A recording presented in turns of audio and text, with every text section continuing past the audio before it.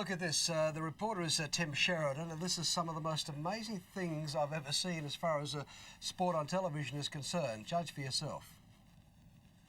The pot that boiled over into one of Wimbledon's most sensational stories began to simmer when Jeff Tarango had lost the first set to Alexander Mronz and was serving at 1-2 in the second. No, I've seen it on TV a million times. That's an ace.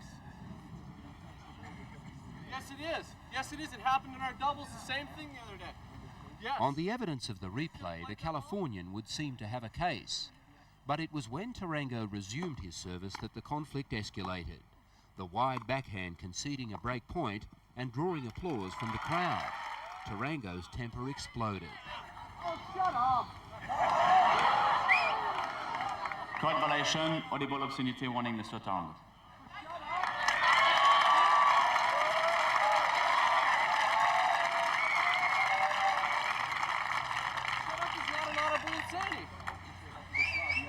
Well, how come they can say whatever they want to me? Can you call the supervisor, please? I have a big beef. Once the supervisor had arrived, the heat was off umpire Bruno Robert. But it was clear Tarango had the Frenchman in his sights. You are the most corrupt official in the game, and you can't do that. Code violation, verbal abuse, point penalty, No Mr. way! Tarango. That's it! Game on.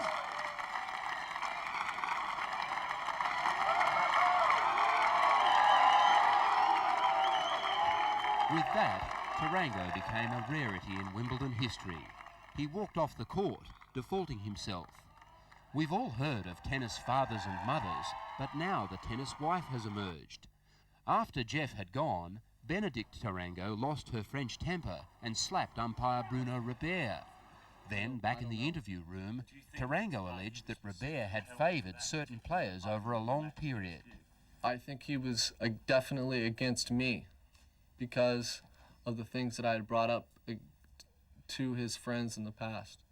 This was arguably one of the more amazing post-match press conferences in the modern history of the tournament. It became more so when an emotional Benedict, who has worked on the ATP Tour, decided to gatecrash the interview.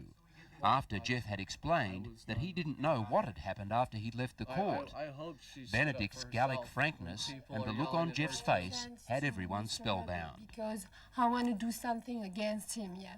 Because if we cannot have correction by the authority, I think I can walk out to him and say the truth to him and say exactly what I think. He speaks French as I do, and I think it's just not fair that this keep happening and happening all the time. There was a report that you had slapped him, is that correct? Yes, I did. And I don't think it's bad. I think it's good. Because this guy deserves a lesson at some point. He can do whatever he wants because he's on the chair. It's just not fair. It's just not fair. Players have nobody to defend them in any situation. Just so we get this correct, how many times did you slap him? I just tried to slap him once, just to tell him that it is enough, you know, because Jeff cannot do it. If Jeff slap him, he's out of the tennis world. So I do it because I think I should do it. Somebody should defend him at some point. What was his reaction? His reaction was like... Did you put that in words? No, I say one day it's going to turn back to you as boomerang. Since Tarango has said or done nothing against the All England Lawn Tennis Club, tournament referee Alan Mills said he couldn't see why he couldn't come back next year. But the allegations of corruption will be investigated. Well, that is obviously going to be under investigation.